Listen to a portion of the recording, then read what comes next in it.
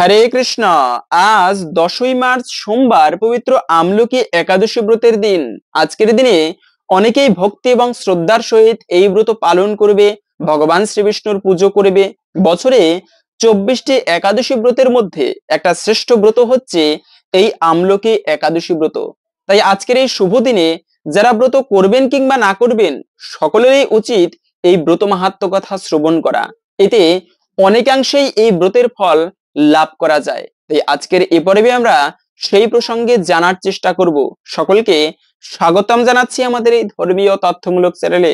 আমরা চেষ্টা করি এরকমই সনাতন ধর্মের ধর্মীয় তথ্যগুলোকে আপনাদের সাথে উপস্থাপন করতে, শেয়ার করতে। তাই আসুন আগামী কিছুক্ষণ সময় একসঙ্গে ধৈর্য ধরে আজকের এই গুরুত্বপূর্ণ তথ্যগুলো জেনে নেই। আশা করছি আজকের এই তথ্যগুলো আপনাকে অবশ্যই সমৃদ্ধ করবে। ভালো লেগে থাকলে অবশ্যই একটা লাইক করে কমেন্টে আপনার ইষ্ট দেবতার নামটি অথবা জয় শ্রীকৃষ্ণ ভগবানের জয় একবার হলেও লিখে যাবার অনুরোধ জানাচ্ছি। এই একাদশী ব্রতের দিনটি ভগবান শ্রীকৃষ্ণের অত্যন্ত প্রিয় দিন। যত প্রকার ব্রত রয়েছে, যেমন বৃহস্পতিবার মা লক্ষ্মীর দিন, শনিবার শনি দেবতার দিন, ঠিক তেমনি একাদশী ব্রতের দিনটি এটি যে বারই হোক না কেন ভগবান শ্রীবিষ্ণুর অত্যন্ত প্রিয় দিন। অনেক প্রকার ব্রতের কথা শাস্ত্রে পাওয়া যায়, যেমন শীত চতুর্দশী ব্রত, তারপরে ভীষ্ম পঞ্চক ব্রত, কাত্যায়নী ব্রত, কার্তিক মাসে দামোদর ব্রত রয়েছে। সব থেকে শ্রেষ্ঠ ব্রত হচ্ছে এই একাদশী ব্রত। ভগবান বিষ্ণু নিজে বলেছেন এরকম যত প্রকার ব্রত রয়েছে, ব্রতের মধ্যে শ্রেষ্ঠ হচ্ছে একাদশী। ঠিক যেরকম যুগের মধ্যে সত্যযুগ শ্রেষ্ঠ, মাসের মধ্যে যেমন কার্তিক মাস শ্রেষ্ঠ, ঠিক তেমনি ব্রতের মধ্যে একাদশী ব্রত শ্রেষ্ঠ। যে ব্যক্তি একাদশী ব্রতের দিনে ভক্তি ভরে ব্রত করে ভগবান শ্রীবিষ্ণুর পুজো করতে পারে, এর প্রতি ভগবান অত্যন্ত প্রসন্ন হয়। আর ভগবান যদি প্রসন্ন হয়, জীবনে আর কিছু চাওয়া পাওয়ার থাকে না, সমস্ত বাসনা পূর্ণ হয়ে যায়। তাই অন্ততপক্ষে এই 24টি একাদশী ব্রতের মধ্যে এই আমলকি একাদশী ব্রত কেন শ্রেষ্ঠ বলা হয়েছে, এই ব্রত পালন করলে আমরা কি ফল লাভ করতে পারি। প্রথমত হচ্ছে সহস্র গাভী দান করলে যে পুণ্য ফল প্রাপ্ত করা যায়, সেই সমস্ত পুণ্য ফল লাভ হয় যদি কোনো ব্যক্তি এই আমলকি একাদশী ব্রত পালন করতে পারে। মনে রাখবে, দান হচ্ছে মহাপুণ্যময়। যার যেরকম সামর্থ্য রয়েছে সেই অনুযায়ী দান করা উচিত। যে দানের মাধ্যমে রাজা হরিশ্চন্দ্র তার মৃত পুত্র পর্যন্ত জীবিত হয়েছিল, এই দান এতটা পুণ্যের বলা হয়েছে। আমরা একটা কন্যা সন্তান হলে অনেকে আছে খুশি নই, আমার একটা ছেলে চাই, অনেক কন্যা সন্তান তারপরেও খুশি নই, মেয়েদেরকে অনেক সময় ভালোবাসে না, এমনও দেখা যায়। কিন্তু মনে রাখবে, শাস্ত্রে বলা আছে যদি কোনো পিতা তার কন্যাকে একটা সৎ পাত্রে দান করতে পারে, ভালো ছেলের হাতে দান করতে পারে, তবে তার এত পুণ্য হয় যে চিত্রগুপ্ত তার পুণ্যের সংখ্যা হিসাব করতে পারে না। তাই ছেলে হোক কিংবা মেয়ে, এটি পরম ভগবানের দান, এটি গ্রহণ করা উচিত।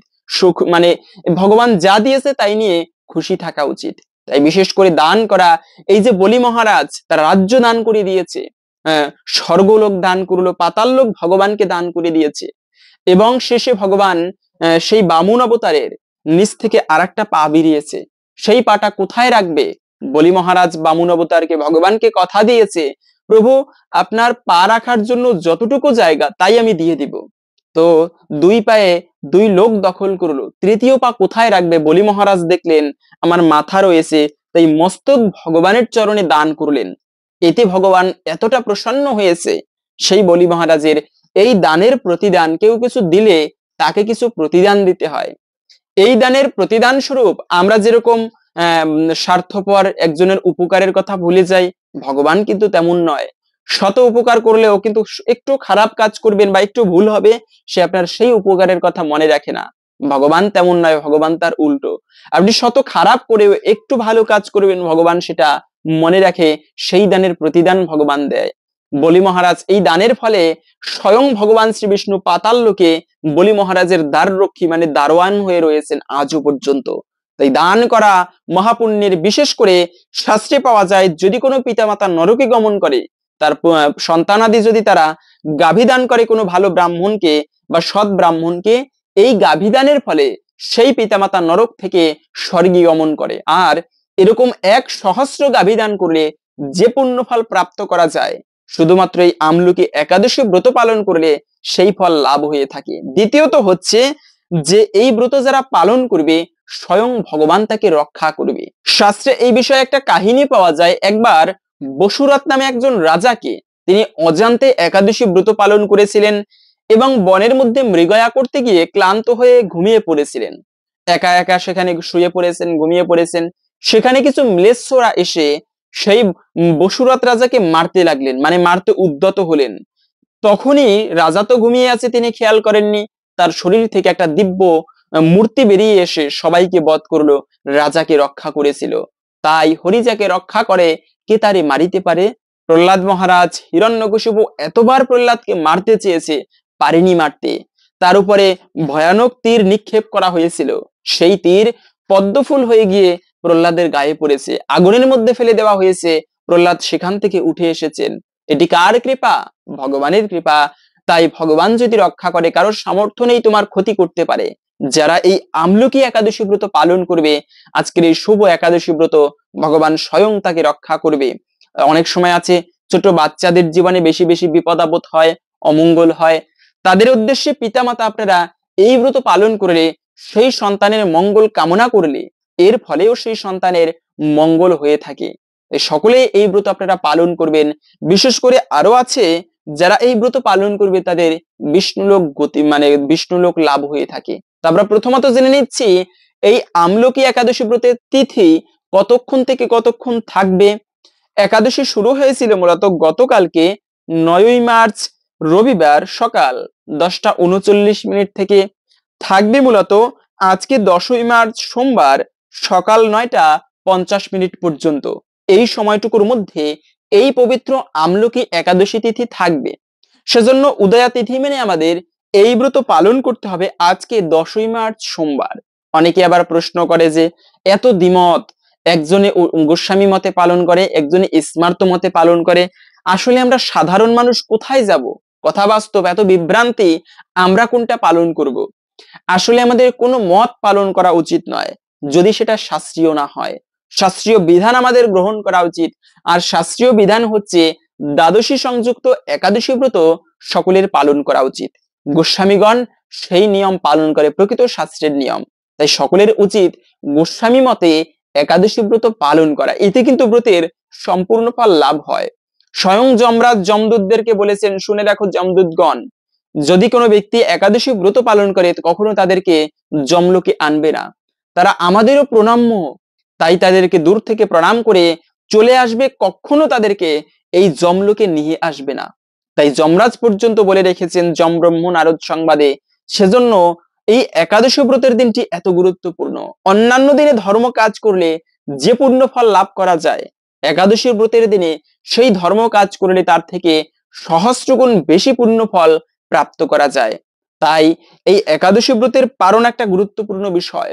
অনেকে আছে খুবই কষ্ট করে ব্রত করবে, নির্জলা ব্রত করা। যারা ব্রতের সম্পূর্ণ ফল লাভ করতে চান তাদের উচিত জল ফোঁটা পর্যন্ত পান করবে না, নির্জলা ব্রত করবে, এটা হচ্ছে প্রকৃত বিধান। কিন্তু সবাই নির্জলা ব্রত করতে পারে না, অনেকের আছে কষ্ট হয়, শরীর চলে না তেমন, যেমন আমি নিজেও নির্জলা ব্রত করতে পারি না সেইভাবে। তো সেক্ষেত্রে আপনারা ফলমূল খেয়ে ব্রত করতে পারেন। কি কি খাওয়া যাবে? যে কোনো প্রকার ফল খেতে পারবেন, তারপরে দুগ্ধ খেতে পারবেন। ফল খেয়েও যদি না হয়, অনেকে আছে ভারী কাজকর্ম করে, অনেকে প্রবাসে থাকে কাজকর্ম করে ভারী, সেক্ষেত্রে আপনারা সবজি রান্না করে খেতে পারেন। যেমন কাঠবাদাম, কাজু বাদাম, মিষ্টি কুমড়া, মিষ্টি আলু, পেঁপে, কাঁচকলা, ফুলকপি, এগুলো আপনারা সবজি হিসেবে রান্না করে, তবে মনে রাখবে সেই সবজির মধ্যে ভুলক্রমেও কখনো সরিষার তেল ব্যবহার করা উচিত নয়। কেননা একাদশীতে ব্রত করেন কিংবা না করেন, ভুলেও কখনো ব্রত না করলেও পঞ্চরবি শস্য ভক্ষণ করা উচিত নয়, এতে মহাপাপের ভাগী হতে হয়। একবার সৃষ্টির শুরুতে বা প্রারম্ভে এই একাদশী ব্রত কিন্তু ছিল না, কেউ একাদশী ব্রত পালন করতো না বা ছিল না। তো তখন যে যার মতো উচ্ছৃঙ্খল ভাবে জীবন যাপন করতো, না ছিল কোনো শাস্ত্র, না ছিল বেদ। ওই সময় সবাই এই পাপের ফলস্বরূপ নরকে যেত। তো একবার ভগবান শ্রী বিষ্ণু নরক দর্শন করার জন্য যমলোকে গেল, গিয়ে যমরাজের সাথে কথা বলতেছিল, এমত অবস্থায় খেয়াল করলো দক্ষিণ দিকের নরক থেকে ভয়ানক কিছু পাপীদের চিৎকার ভেসে আসতেছিল ভগবানের কানে। ভগবান যমরাজকে প্রশ্ন করলো, যমরাজ, এই এত ভয়ানক আর্তনাদ এটি কোথা থেকে আসছে? যমরাজ বলল, প্রভু কি বলবো দুঃখের কথা, পৃথিবীবাসীরা বেশি পাপকর্ম করে, আর তাদের সেই পাপের ফলস্বরূপ আজকে তারা এই দুঃখ ভোগ করছে, ভয়ানক যন্ত্রণা পাচ্ছে। ভগবান হচ্ছে পরম করুণাময়, জগতের পিতা। দেখবেন বাবার যদি কোনো সন্তান একটুকু খারাপ হয়, পিতামাতার নজর সেই সন্তানের উপরে বেশি থাকে, কেন ও কি করে বাঁচবে ছেলেটা। তাই ভগবান শ্রী বিষ্ণু সবাই ভগবানের সন্তান। যে ব্যক্তি মহা পাপিষ্ঠ তাকেও ভগবান কৃপা করবে, আর যে সাধু তাকেও ভগবান কৃপা করবে। তাই ভগবান নরক দর্শনের জন্য গেল, গিয়ে সেই পাপীদের এত ভয়ানক যন্ত্রণা দেখে ভগবানের হৃদয়ে কেঁদে উঠলো, আর তার করুণার প্রকাশ, শরীর থেকে একটা দিব্য স্ত্রী মূর্তি বেরিয়ে আসলো, এসেই ভগবানকে প্রণাম করলো, এবং তার পুণ্যের এত তেজ শরীরের, তার সেই তেজের পুণ্য বলে সমস্ত পাপীদের পাপ ভস্মীভূত হলো, সেখানে তারা স্বর্গে গমন করলো। তো ভগবান ঘোষণা করলো এ হচ্ছে একাদশী। এই একাদশী যেদিনে আবির্ভাব হবে এবং সবাই এই একাদশী ব্রত পালন করবে, যে ব্যক্তি এই একাদশী ব্রত ভক্তি ভরে পালন করবে, আমার পুজো করবে, তার জন্ম জন্মান্তরের পাপরাশি ভস্মীভূত হয়ে যাবে, তিনি অন্তিমে আমাকে লাভ করতে পারবে। তো এরপর থেকে মূলত একাদশী ব্রত জগতে প্রচার হলো, যে যার মতো পাপ করত, কিন্তু একাদশী ব্রত পালন করার ফলে সবাই বৈকুণ্ঠে চলে যাচ্ছে। এদিকে যমলোকেও কেউ যাচ্ছে না, কেন? একাদশী ব্রত পালন করায় সবাই সমস্ত পাপ থেকে মুক্ত হচ্ছে। আর যে পাপ পুরুষ ভগবান সৃষ্টি করেছেন, যেমন যে ব্যক্তি পাপ কর্ম করে তার উপরে কলি আশ্রয় করে, আর সেই পাপ কর্ম যারা করে তার উপরে পাপ পুরুষও আশ্রয় করে। কিন্তু যে পাপ না করে, একাদশী যে দিনে আবির্ভূত হয়, তার পুণ্য তেজে সেই পাপ পুরুষ কোথাও আশ্রয় পাচ্ছে না, তিনি মৃতপ্রায় অবস্থা, ত্রাহি ত্রাহি করতে করতে বৈকুণ্ঠে ভগবানের কাছে উপস্থিত। প্রভু আমাকে রক্ষা করো, কেন কি হয়েছে? আপনি এই যে একাদশী ব্রতের সৃষ্টি করেছেন, তার পুণ্য তেজে আমি কোথাও আশ্রয় পাচ্ছি না। তো সৃষ্টিকে যদি রক্ষা করতে হয়, সৃষ্টির ভারসাম্য যদি বাঁচিয়ে রাখতে হয়, আপনাকে যেরকম পুণ্যের দরকার, ঠিক তেমনি পাপেরও দরকার। জন্ম হলে যদি জন্মাচ্ছে সবাই, আর যদি মৃত্যুই না থাকে, তবে কিন্তু এই জগতে অরাজকতা দেখা দিবে। অনেকবার জন্মাচ্ছে মানুষ, পৃথিবীতে ভরে যাচ্ছে, তখন মানুষ মানুষকে হত্যা করবে বেঁচে থাকার জন্য। তাই মৃত্যু, জন্মও যেমন জরুরি, মৃত্যুও তেমনি গুরুত্বপূর্ণ। তাই প্রভু পাপেরও দরকার, আর একাদশীর দিনে আমি কোথাও বাঁচতে পাচ্ছি না, কোথাও গিয়ে আশ্রয় পাচ্ছি না। আপনি এমন একটা স্থান বলে দিন যেখানে আমি আশ্রয় পেতে পারি। তখন ভগবান বিষ্ণু বলল, এই ব্যাপার, তাহলে একটা কাজ করবে কি, একাদশী ব্রতের দিনে তুমি পঞ্চরবি শস্যের মধ্যে আশ্রয় গ্রহণ করবে। আর যে ব্যক্তি সেই একাদশীর দিনে পঞ্চরবি শস্য ভক্ষণ করবে, সে পাপ না করেও সকল পাপের ভাগী হবে।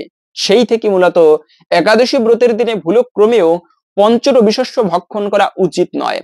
যেমন ধান থেকে যত খাবার হয়, সেই ভাত, তারপরে পিঠা, খিচুড়ি, পায়েস, এগুলো কখনো গ্রহণ করতে নেই। গম থেকে যত খাবার হয়, আটা রুটি, বিস্কিট, কেক, পাউরুটি, যে কোনো প্রকার ডাল, সরিষা, তারপরে তিল, এগুলো কখনো ভুলক্রমেও খাওয়া উচিত নয়। কেননা স্কন্দ পুরাণের কথা, মাতৃহা পিতৃহা চৈব ভাতৃহা গুরুহা তথা একাদশান্ত ভুয়ক্তে বিষ্ণু লোকচ্যুত ভাবে।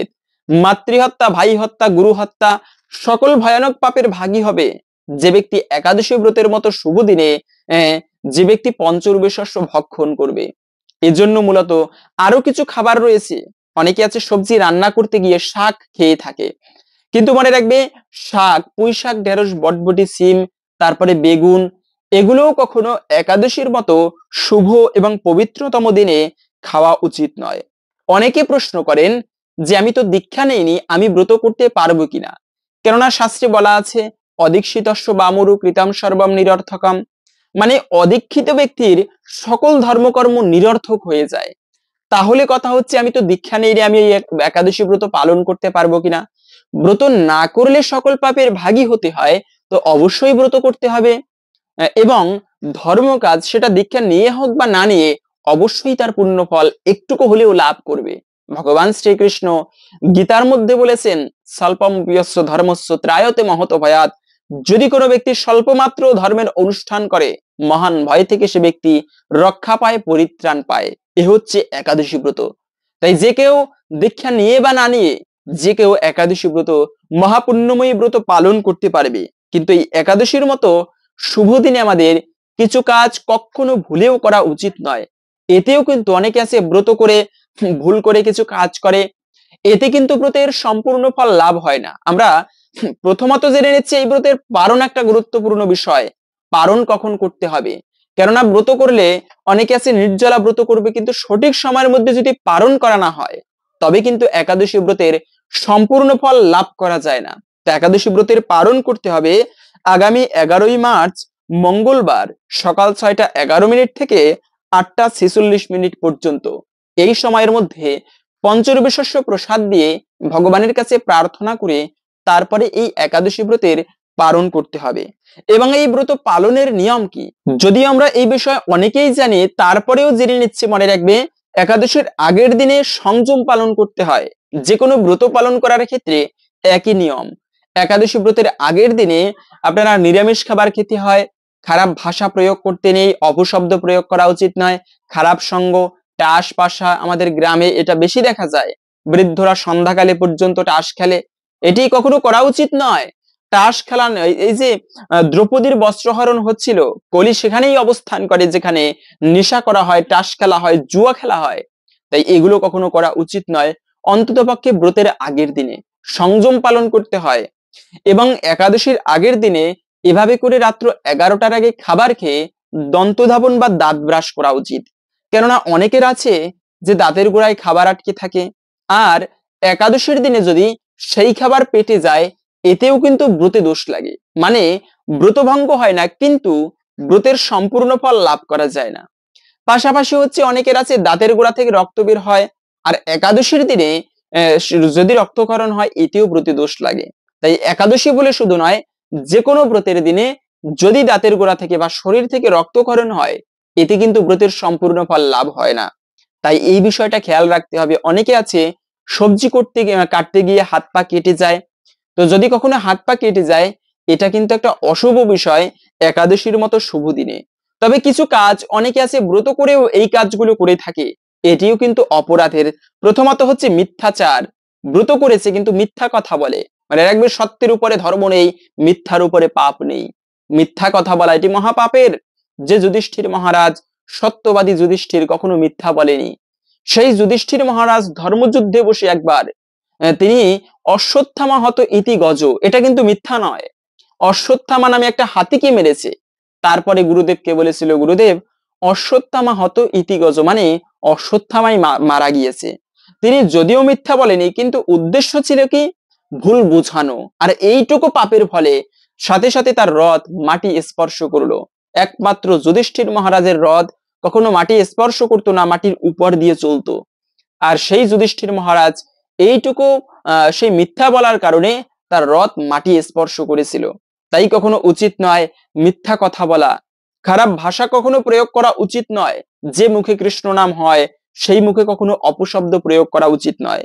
এই একাদশীর মতো শুভ দিনে আমরা অনেকে আছে লক্ষ্মী পুজো করি, কিন্তু বাড়িতে ঝগড়া, চিৎকার, চেঁচামেচি, গালিগালাজ করি। এতে কিন্তু সেই বাড়িতে লক্ষ্মী দেবী অবস্থান করে না, সেখানে মা লক্ষ্মী থাকতে পারে না। মণি কাকে বলে? যারা মৌন ব্রত অবলম্বন করে। কখনো তারা অপশব্দ, একমাত্র কৃষ্ণ কথাবিহীন অপ্রয়োজনীয় কোনো কথা বলে না, এদেরকে বলা হয় মুনি। আর এদের বাক্যে একটা তেজ আসে, তার মুখ থেকে যে কথা উচ্চারিত হয়, যে ব্যক্তিকে আশীর্বাদ করে তা একটুকু হলেও ফলপ্রসূ হয়। তাই অন্ততপক্ষে একাদশীর মতো শুভ দিনে কখনো মিথ্যা কথা বলা উচিত নয়, খারাপ ভাষা প্রয়োগ করতে নেই।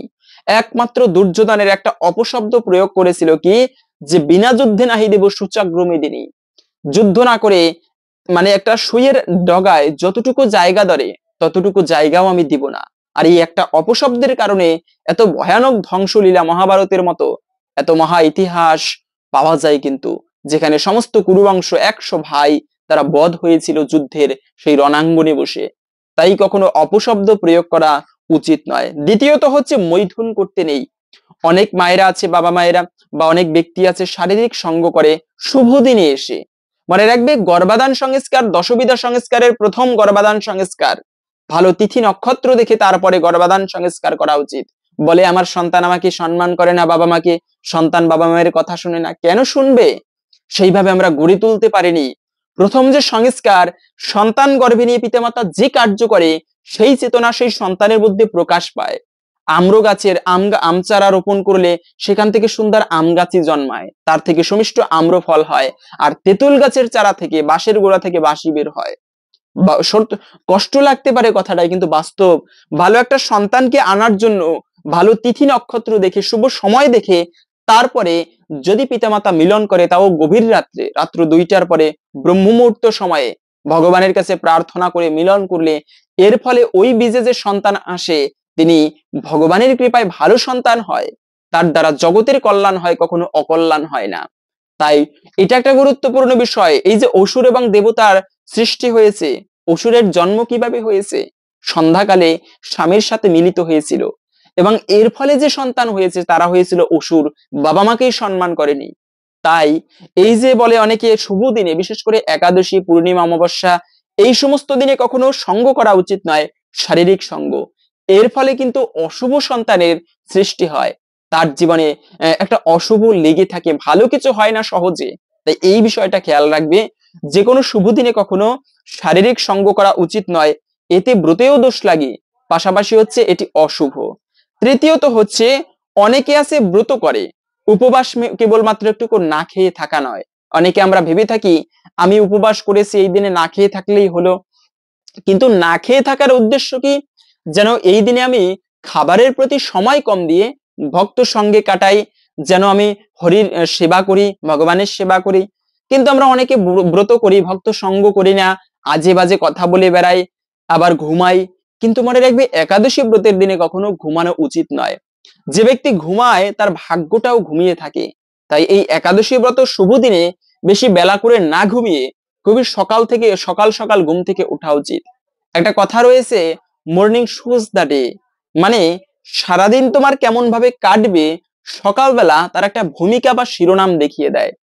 তাই একাদশীর মতো শুভ দিনে অবশ্যই বেশি বেলা করে না ঘুমিয়ে সকাল সকাল ঘুম থেকে উঠে স্নান আদি করে ঠাকুর পুজো দেওয়া উচিত।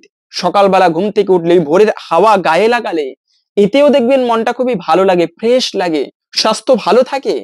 এরকম 21 দিন করেন, দেখবেন একটা অন্যরকম ভালো লাগা কাজ করে। তাই এই একাদশীর দিনে তাড়াতাড়ি ঘুম থেকে উঠে না ঘুমিয়ে দিনের মধ্যে, অনেকে ঘুমানোর পরে যদি স্বপ্নে দেখে যে আমি খাবার খাচ্ছি একাদশীর দিনে, স্বপ্নের মধ্যেও যদি দেখে, এতেও কিন্তু তার ব্রত ভঙ্গ হয়ে যায়। তাই অবশ্যই এই বিষয়টা খেয়াল রাখতে হবে। এই একাদশী ব্রত কেন গুরুত্বপূর্ণ এতটা? অজান্তেও যদি কোনো ব্যক্তি একাদশী ব্রত পালন করে, তার জন্ম জন্মান্তরের পাপরাশি ভস্মীভূত হয়ে যায়। একবার নর্মদা নদীর তীরে গালব নামে এক মহামুনি বাস করত। মুনি সবসময় তিনি ধ্যান করত, অষ্টাঙ্গ যোগ অনুশীলন করত। তো তার একটা পুত্র ছিল, নাম ছিল ভদ্রশীল। সেই ভদ্রশীল ছোট্টবেলা থেকে বিষ্ণু ভক্তি পরায়ণ, বাবা হচ্ছে ধ্যান করে, কিন্তু পুত্র হয়েছে তার বিপরীত। পুত্র সেই ভগবান বিষ্ণুর পুজো করে, নদীর তীরে বিষ্ণু মূর্তি তৈরি করে তার পুজো করে আবার বিসর্জন দিয়ে দেয়, এবং নিজে একাদশী ব্রত পালন করে, সবাইকে উৎসাহ দেয়, সবাইকে বলে তোমরা সবাই একাদশী ব্রত পালন করবে, এতে ভগবান অত্যন্ত প্রসন্ন হয়। জন্ম জন্মান্তর যুগ যুগান্তর তপস্যা করলে যে পুণ্য ফল প্রাপ্ত করা যায়, কিন্তু একটা একাদশী ব্রত পালন করলে তার থেকে বেশি ফল লাভ করা যায়। তাই সকলে একাদশী ব্রত পালন করবে, সেই ভদ্রশীল বলতো। তাই একদিন গালব মুনির মনে প্রশ্নের উদয় হলো যে আমি তো এই ভদ্রশীলকে এসব শিখাইনি, ও কোথা থেকে এই বিষ্ণুর পুজো করা শিখলো, আবার সবাইকে বলে একাদশী ব্রত পালন করতে, নিজে করে কিভাবে এগুলো শিখলো? একদিন ভদ্রশীলকে বলল, পুত্র আমি তো তোমাকে এসব শেখাইনি, তুমি কোথা থেকে শিখলে? তখন ভদ্রশীল বলল, পিতা আমি হচ্ছি জাতিস্বর, মানে আমার পূর্ব জীবনের কথা স্মরণে আছে। আমি পূর্ব জীবনে ধর্মধ্বজ নামে এক রাজা ছিলাম, ধর্ম অনুযায়ী পৃথিবী শাসন করতাম, প্রজাদের পুত্রের মতো পালন করতাম, কখনো অন্যায় কোনো কার্য করিনি। কিন্তু কুসঙ্গ প্রভাবে, সঙ্গ দোষে লোহা ভাসে, আমি মন্ত্রীদের কুমন্ত্রণায় অন্যায়ভাবে বিভিন্ন রাজ্য দখল করতে লাগলাম এবং আমাদের রাজকোষ বৃদ্ধি করতে লাগলাম। এভাবে রাজ্যে অরাজকতা দেখা দিল, পাপ মানে চুরি ডাকাতি বেড়ে গেল। আমি আর সেই দিকে খেয়াল করলাম না, আমার রাজকোষ বৃদ্ধির চিন্তা করতে লাগলাম। এইভাবে করে একদিন মৃগয়া করতে গভীর বনে প্রবেশ করলাম। সেই দিনে সৈন্যদেরকে হারিয়ে একাকী গভীর বনে ঘোরাঘুরি করতে লাগলাম, সৈন্যদেরকে খোঁজাখুঁজি করতে লাগলাম।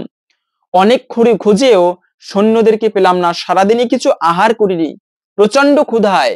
সন্ধ্যাকালে খেয়াল করলাম কিছু তীর্থযাত্রী সেই বনের মধ্যে একটা ভাঙা মন্দিরে এসে সেখানে রাত্রে জাগরণ করছে, হরিনাম কীর্তন করে কাটাচ্ছে। আমিও তাদের সাথে সেই রাত্রি জাগরণ করে রইলাম। এভাবে করে প্রচন্ড ক্ষুধা তৃষ্ণায় আমার সেই রাত্রি অতিবাহিত হলো। সকালবেলা আমার প্রচন্ড ক্ষুধায় দেহত্যাগ হলো। আমাকে ভয়ানক কালপাশে বিদ্ধ করে যমদূতেরা আমাকে নরকে নিয়ে গেল এবং সেই নরকে বিচার হচ্ছিল সেখানে যমালয়ে। সেখানে যমরাজ চিত্রগুপ্তকে রেগে গিয়ে প্রশ্ন করলো, চিত্রগুপ্ত দেখো তো এর জীবনে কি পাপ আছে? এ সারা জীবন কৃষ্ণ সেবা করেনি, ভগবানের পুজো করেনি, দেখো এর জীবনে কি পাপ আছে, একে কি শাস্তি দিতে পারি? চিত্রগুপ্ত বলল, মহারাজ যদিও সারা জীবন পাপকর্ম করেছে, কিন্তু এই ব্যক্তি অজান্তে একাদশী ব্রত আজকে পালন করেছে এবং এর ফলে তার মৃত্যু হয়েছে। যমরাজ শুনেই তার আসন থেকে নেমে সাষ্টাঙ্গে প্রণাম করলো সেই ধর্মধ্বজ রাজাকে এবং তাকে যথাযোগ্য সম্মান উপহার আদি দিয়ে বৈকুণ্ঠে পাঠিয়ে দিল। এবং যমরাজ তখন যমদূতদেরকে ডেকে বলেছিল, শুনে রাখো যমদূতগণ, যেখানে তোমরা একাদশী ব্রত পালনকারীকে দর্শন করবে, তাদেরকে দূর থেকে প্রণাম করবে, কখনো তাদেরকে নরকে নিয়ে আসবে না। তাই মহাদেব স্বয়ং মহাদেব সহ মা পার্বতী এই ব্রত পালন করে থাকে। অনেক মায়েরা প্রশ্ন করে যে সধবা মায়েরা একাদশী ব্রত পালন করতে পারবে কিনা। অনেকে বলে থাকে, আরে তুমি না সধবা, তুমি একাদশী ব্রত পালন করো, তোমার স্বামীর অকল্যাণ হয়, সন্তান মারা যায়। কত অপশাস্ত্রের ব্যাখ্যা এগুলো, কখনো এরকমটা বলা উচিত নয়। এতে কেউ ব্রত করে না, ভয় পায়। মনে রাখবে, তুমি নিজে ধর্ম করতে না পারো, কিন্তু কেউ যদি ধর্ম কাজ করে তাকে উৎসাহ দিবে, নিরুৎসাহিত করবে না। একদিন ভগবানের কাছে এর জবাব দিতে হবে। এটা কারা বলে? যারা একাদশী ব্রত পালন করে না। আরে সধবা মায়েরা একাদশী ব্রত করতে নেই, এমনটা করা উচিত নয়। মনে রাখবে, যদি সধবা মায়েরা একাদশী ব্রত করতে নাই পারে, তবে মা পার্বতী তিনি কিভাবে ব্রত করে? তিনি তো সধবা, তার কি অকল্যাণ হয় না? স্বয়ং দ্রৌপদী তিনি ব্রত করতো, তিনি কি সধবা ছিলেন না? তাই যে কেউ ব্রত করতে পারবে, এই অপব্যাখ্যা কখনো কেউ দিবেন না, কাউকে নিরুৎসাহিত করা উচিত নয়। এবং এই একাদশী ব্রতের দিনে একটা কাজ করবে, সেটা হচ্ছে ব্রত কথা অবশ্যই শ্রবণ করবে। অনেকে আছে ব্রত করবে না, তো যারা ব্রত করবেন কিংবা না করবেন, সকলেরই কিন্তু এই ব্রত মাহাত্ম্য কথা অবশ্যই শ্রবণ করা উচিত। কেন? কেননা এতে অনেকাংশেই এই ব্রতের ফল লাভ করা যায়। সনাতন ধর্মে এজন্য নববিধা ভক্তির প্রথমত হচ্ছে শ্রবণ করা, শ্রবণম মঙ্গলম, শ্রবণ করলেই মঙ্গল সাধিত হয়। তাই আপনারা এরকম ইসকনে গ্রন্থ পাওয়া যায়, এই যে একাদশী মাহাত্ম্য ইউটিউব থেকে শুনতে হবে এরকমটা নয়, আপনারা নিজেরা পাঠ করবেন, ভক্তি ভরে নিজেরা শ্রবণ করবেন। এই একাদশীর মতো শুভ দিনের সন্ধ্যাকালে পরিবারে যারা আছেন বা বাড়ির আশেপাশে সবাই মিলে আপনারা একটু ঠাকুর পুজো, কীর্তন নামাদি করে তারপরে সবাই মিলে ব্রত কথা পাঠ করবেন, শ্রবণ করবেন, এটি ভালো। এবং ব্রত কথা পাঠ করা বা শ্রবণ করা শেষে একটা পুষ্প হাতে নিয়ে ঠাকুরের উদ্দেশ্যে নিবেদন করবেন। কেন? পুষ্প অর্পণ, ভগবানের যত প্রকার সেবা রয়েছে সব থেকে শ্রেষ্ঠ সেবা হচ্ছে ভগবানকে পুষ্প অর্পণ করা। এর মাধ্যমে ভগবান শ্রী বিষ্ণু অত্যন্ত প্রসন্ন হয়, সে ব্যক্তিকে কৃপা করে। সৌবরী নামে একজন স্ত্রী বুড়িমা ছিল। রামের যারা রামায়ণ দেখেছেন বা রামায়ণ যারা পড়েছেন, এই কাহিনীটা পাওয়া যায়। সেই সৌবরী মুনি দেখতে ছিল কালো, সেই সৌবরী বুড়িমা খুবই কালো ছিল দেখতে, সাঁওতাল কন্যা সৌবরী, নিচু জাতি ছিল।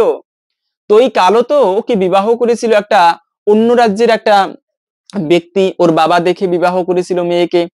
তো বিবাহ করে নিয়ে যাচ্ছিল বনের মধ্যে, যখন সেই বর বা সেই স্বামী দেখেছে আমার স্ত্রী এত কালো, তাকে বনের মধ্যে ফেলে রেখে চলে গেল বরযাত্রীরা।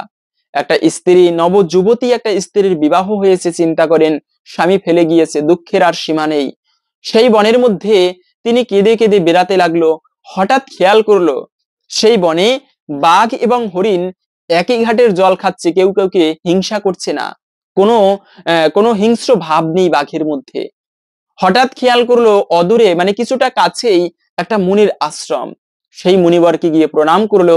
মুনিবর মহা তপস্বী, পাতঙ্গ মুনি তার নাম। সৌবরীকে দেখেই বলল, মা তোমার জন্য আমি অপেক্ষা করতেছিলাম, তোমাকে আজকে আমি দীক্ষা দেব, তুমি দুঃখ করো না মা, ভগবান রামচন্দ্র তোমাকে কৃপা করবে। আমি তোমাকে রাম নাম দিলাম এবং এই কার্যটুকু করবে কি, প্রতিদিন রামের জন্য তুমি রাস্তা সাজিয়ে রাখবে, একদিন ভগবান শ্রী রামচন্দ্র আসবে তোমাকে কৃপা করার জন্য। আর সেই যুবতী সৌবরী সেই যুবতী কাল থেকে প্রতিদিন রাস্তা সাজিয়ে রাখতো ফুল দিয়ে, ফুল সংগ্রহ করে। রামচন্দ্র কিন্তু আসেনি। যুবতীকাল থেকে বৃদ্ধকাল উপস্থিত, কোনোদিন কিন্তু রামচন্দ্র আসেনি। তারপরে ওই যে গুরুদেব বলে দিয়েছে রামচন্দ্র তোমাকে একদিন কৃপা করবে, গুরুদেবের কথার প্রতি ভক্তি রেখে প্রতিদিন রাস্তা সাজিয়ে রাখতো পুষ্প দিয়ে, ভগবান রামচন্দ্র একদিন আসবে। সেই পাশেই কিছু মুনিরা বাস করত, তারা বলতো দেখ এই সৌবরী পাগল হয়ে গিয়েছে, রামচন্দ্র কোনোদিন আসেনি তারপরেও রাস্তা সাজিয়ে রাখে, এই সৌবরী রামের প্রতি বড় পাগল, একদিন রামচন্দ্র একে নিঃসন্দেহে কৃপা করবে। আর ভগবান শ্রী রামচন্দ্র একদিন কিন্তু এসেছিল। বৃদ্ধকাল বুড়িমা আর চলতে পারে না, ঠিকভাবে রাস্তা সাজাতে পারে না, তারপরেও রাস্তা সাজিয়েছে। রামচন্দ্র কিন্তু লক্ষণের সহিত মা সীতাকে খুঁজতে খুঁজতে সেই বনের মধ্যে বুড়িমায়ের কাছে তার কুটিরে গিয়েছিল। সেই সবরি ফল খেয়ে খেয়ে ভালো যেটা ফল সেটা রামের জন্য রাখতো। আর এই যে সেবা দেখেন, এই যে ফুল দিয়ে ভগবানের সেবা করা, এতে ভগবান অত্যন্ত প্রসন্ন হয়ে সেই সৌবরীকে বুড়িমাকে তাকে মুক্তি দিয়েছিল কিন্তু। তাই অন্ততপক্ষে একাদশীর মতো শুভ দিনে আপনারা ব্রত কথা শ্রবণ করা শেষে একটা পুষ্প বা কিছু পুষ্প ঠাকুরের উদ্দেশ্যে নিবেদন করবেন তার চরণে। হে প্রভু, এগুলো সাধারণ পুষ্প নয়, আমার মনরূপী পুষ্পকে তোমার চরণে অর্পণ করলাম। এভাবে করে যার যেরকম ভক্তি রয়েছে সেই অনুসারে ভগবানকে সেই পুষ্পগুলো নিবেদন করুন। ভগবান এতে অত্যন্ত প্রসন্ন হয়। এবং অনেকে প্রশ্ন করে যে অশৌচ হলে ব্রত করা যাবে কিনা, যেমন বাড়িতে কেউ মারা গিয়েছে বা জননা শৌচ, মৃত অশৌচ, এমত অবস্থায় এই ব্রত পালন করা যাবে কিনা। মনে রাখবে শৌচ অশৌচ যে কোনো অবস্থাতেই ব্রত করা যাবে। আমাদের সমাজে একটা বিধান রয়েছে যে বাড়িতে কেউ মারা গেলে এমনিতে ঠাকুর পুজো করি না, কিন্তু যখন কেউ মারা যায় শুনেছি তখন আরো বেশি বেশি নাম কীর্তন বাদ দিয়ে দেই, ভগবানের সেবা হয় না। মনে রাখবে যে স্থানে ঠাকুর সেবা হয় না, ঠাকুরের নাম কীর্তন করা হয় না, ওই স্থানটা ভূতের অপশক্তির বাস হয়। তাই বাড়িতে অবশ্যই এটা কখনো করা উচিত নয়। কিছু কিছু নিয়ম আমরা পূর্বের নিয়ম ধরে বসে আছি, আগে কে কি করেছে সেটা দেখা নয়। এখন আমরা শাস্ত্র জানি, শাস্ত্রের নিয়ম পালন করা উচিত। তাই শৌচ অশৌচ অনেক সময় মায়েদের যে মাসের মধ্যে যে একটা সমস্যা হয় শারীরিক, ওটা হয়ে থাকে। তো যদি এমন মাসের মধ্যে সমস্যা হয়ে থাকে, অশৌচ অবস্থা আছে, তবেও ব্রত করতে পারবে, কিন্তু ওই সময় ঠাকুর পুজো করা উচিত নয়। ব্রত না করলে মহাপাপের ভাগী হতে হয়, তাহলে ব্রত অবশ্যই করতে হবে, এটা তো স্বাভাবিক নিয়ম। এবং দীক্ষা না নিলে কি ব্রত করা যাবে, যা তো আমরা প্রথমেই বললাম অবশ্যই ব্রত করা যাবে। তো এখন আমরা জেনে নিচ্ছি ভিডিওর মূল প্রসঙ্গ, এই আমলকি একাদশীর ব্রতের মাহাত্ম্য কথা। সকলেই আসুন ধৈর্য ধরে এই ব্রত কথা শ্রবণ করিয়েতে অনেকাংশেই এই ব্রতের ফল লাভ করা যায়। শুরু করছি আমলকি একাদশীর ব্রত কথা। মহারাজ যুধিষ্ঠির বললেন, হে কৃষ্ণ, মহাফলদাতা বিজয়া একাদশীর কথা শুনলাম। এখন ফাল্গুন মাসের শুক্লপক্ষের একাদশী যে নামে বিখ্যাত, তা কৃপা করে বর্ণনা করুন। শ্রীকৃষ্ণ বললেন, হে মহাভাগ যুধিষ্ঠির, মান্ধাতার প্রশ্নের উত্তরে মহাত্মা বশিষ্ঠ এই একাদশীর মহিমা কীর্তন করেছিলেন। আপনার কাছে এখন আমি সেই কথা বলছি। এই একাদশীর নাম আমলকি। বিষ্ণুলোক প্রদানকারী রূপে এই একাদশী বিশেষভাবে মহিমান্বিত।